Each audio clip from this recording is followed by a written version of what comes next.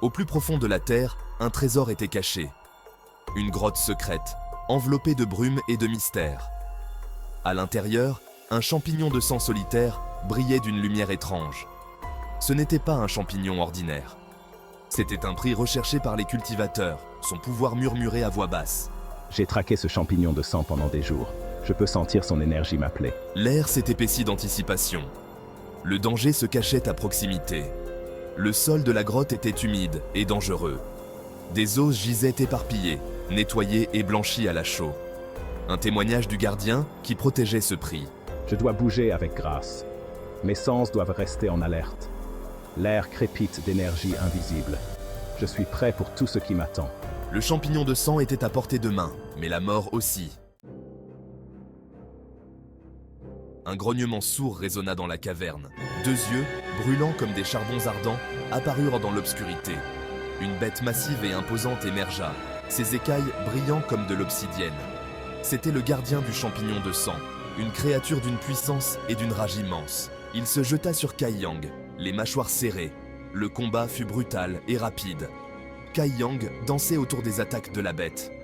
Il se déplaçait avec une vitesse qui démentait sa jeunesse. Ses coups étaient précis, visant les points faibles de la créature. La grotte résonnait du cliquetis du métal et du rugissement de la bête. Je dois frapper maintenant, de toutes mes forces. Finalement, avec une fente désespérée et une poussée de son énergie interne, Kai Yang frappa. La bête trébucha, son sang vital tachant le sol de la caverne. La victoire était à lui. Épuisé mais triomphant, Kai Yang récupéra le champignon de sang. Il pulsa de chaleur dans ses mains. Son prochain arrêt était le marché, un centre d'activité bourdonnant au sein du temple du soleil azur. Il avait besoin de faire évaluer le champignon. Je dois trouver le trésorier Meng. Lui seul peut déterminer la vraie valeur de ce champignon de sang. Le trésorier Meng, un vieil homme avisé au regard perçant, était l'homme de la situation. Son étal était rempli d'ingrédients exotiques et d'artefacts curieux. Ah, jeune Kai Yang, montrez-moi ce trésor que vous avez apporté. Le trésorier Meng examina le champignon de sang d'un œil critique. Il le retourna dans sa main, notant sa taille et sa texture. Il passa ses doigts sur sa surface lisse. Il le renifla prudemment, le visage plissé par la concentration. Qu'en pensez-vous, trésorier Meng? Est-ce que c'est précieux? Kai Yang attendait anxieusement. Son impatience grandissait. Le verdict du vieil homme allait déterminer la valeur du champignon. Oui, c'est en effet une trouvaille rare. Vous avez bien fait, Kai Yang. Un champignon de sang. Ce n'est pas rare, mais celui-ci, intéressant. C'est un grade terre de rang inférieur. Le cœur de Kai Yang se serra. Un grade terre de rang inférieur? Il avait espéré plus haut. Il avait risqué sa vie pour ça. Il garda sa déception sous contrôle alors que le trésorier Meng continuait.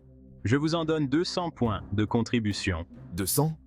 C'était une misère. Kai Yang savait que le champignon de sang valait bien plus. Il avait entendu des histoires de champignons de ce genre se vendre 10 fois ce prix. Il ouvrit la bouche pour protester, mais s'arrêta. Il savait qu'il valait mieux ne pas discuter avec le trésorier Meng.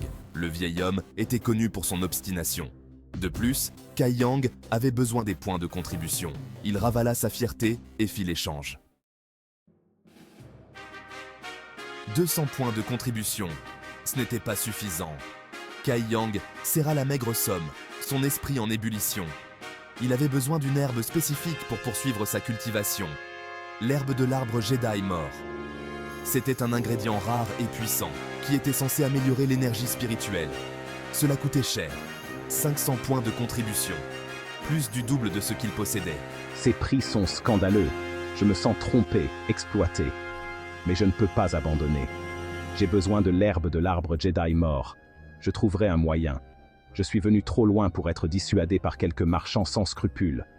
Je gagnerai les points restants. Je vais leur prouver qu'ils ont tort. Alors qu'il traversait le marché animé, perdu dans ses pensées, une voix interrompit sa contemplation.